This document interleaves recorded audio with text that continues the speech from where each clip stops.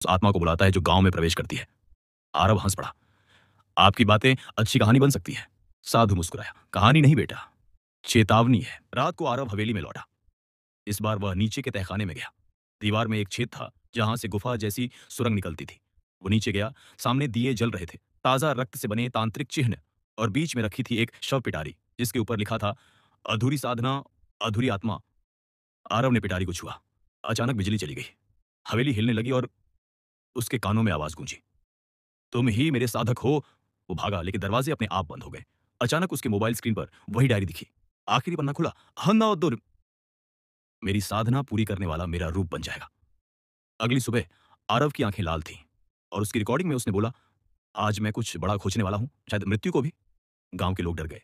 बूढ़ा साधु बोला, अब वो रुद्रनाथ नहीं रहा, वो आरव बन गया है। रात को गांव के सारे दीप बुझ गए। गांव की सीमा पर लाशें मिलने लगीं। हर एक के माथे पर वही चिन्ह जो हवेली की दीवार पर था। अब आरव पूरी तरह बदल चुका था। वो उसी यज्ञ स्थल पर गया जहां रुद्रनाथ मारा गया था। उसके हाथ में वही डायरी थी और आवाज में अजीब गहराई, मैं मृत्यु को जगाता हूं क्योंकि जीवन से बड़ा रहस्य कोई नहीं। आकाश में बिजली चमकी। चारों ओर आत्माएं घूमने लगी। हर आत्मा पुकार रही थी, हमें मुक्त करो। आरव मंत्र बोलने लगा, लेकिन अचानक उसे एहसास हुआ कि वो सब झूठ था। रुद्रनाथ अमृता नहीं चाहता था, वो बंधी हुई आत्माओं से शक्ति चाहता था। आरव ने अंतिम निर्णय लिया। उसने अपने ही खून से मंत्र चक्र को तोड़ दिया। सारी आत्माएं मुक्त हो गईं। एक तेज प्रकाश फैला। हवेली जल गई। यज्ञ कुंड ध्वस्त हो गया।